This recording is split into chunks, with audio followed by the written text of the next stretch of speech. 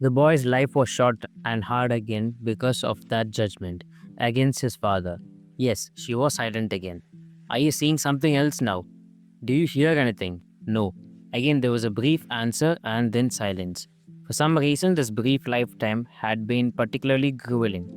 I gave her instructions to rest. Rest, feel peacefulness. Your body is healing itself. Your soul is resting. Are you feeling better? Rested. It was difficult for that little boy, very hard. But now you're resting again. Your mind can take you to other places, other times, other memories. Are you resting? Yes, I decided to pursue the dream fragment about the burning house, her father's concerned dawdling, and his sent back into the conflagration in order to retrieve something of his. I have a question now about the dream you had with your father. You can remember it now. It's safe. You're in a deep trance. Do you remember? Yes. You went back into the house to get something. Do you remember that? Yes, it was a metal box. What was in that he wanted so badly to send you back into a burning house? His stamps and his coin that he saves. She answered. Her detailed recollection of the dream content under hypnosis contrasted dramatically with her sketchy recall while awake. Hypnosis was a powerful tool, not only providing access to the most more hidden areas of the mind, but also allowing a much more detailed memory. Were his stamps and coins very important to him? Yes, but you risk your life to go back into a burning house just for stamps and coins. She cut me off. He didn't think he was risking it. He thought it was safe? Yes. Then why didn't he go back instead of you? Because he thought I could go faster. I see. Was there a risk to you though? Yes, but he didn't realize that. Was there more meaning to that dream for you about your relationship with your father? I don't know.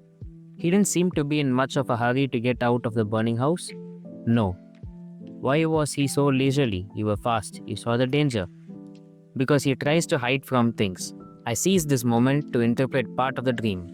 Yes, it's an old pattern of his, and you do things for him like fetching the box. I hope he can learn from you. I have a feeling that the fire represents time running out, that you realize the danger and that he doesn't.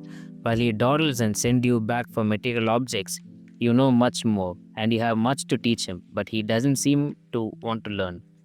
No, she agreed, he doesn't. That's how I see the dream, but you can't force him, only he can realize this. Yes, she agreed again, and her voice became deep and husky. It is unimportant that our bodies get burned in fires if we don't need them. A master spirit has shed an entirely different perspective on the dream. I was surprised at this sudden entrance, and I could only parrot through the thought. We don't need our bodies. No, we go through so many stages when we are here. We shed a baby body, go into a child's, from child to an adult, and an adult into old age. Why shouldn't we go one step beyond and shed the adult body and go on to a spiritual plane? That is what we do. We don't just stop growing, we continue to grow. When we get to the spiritual plane, we keep growing there too. We go through different stages of development. When we arrive, we are burned out. We have to go through a renewal stage, a learning stage, and a stage of decision. We decide when we want to learn, when we want to return, where and for what reasons. Some choose not to come back. They choose to go to an other stage of development and they stay in spirit form. Some for longer than others before they return. It is all growth and learning, continuous growth. Our body is just a vehicle for us while we are here. It is our soul and our spirit that last forever. I did not recognize the voice or style.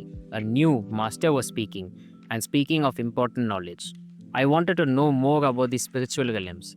Is learning in the physical state faster? Are there reasons that people don't all stay in the spiritual state? No. Learning in the spiritual state is much faster, far accelerated from that in the physical state. But we choose what we need to learn.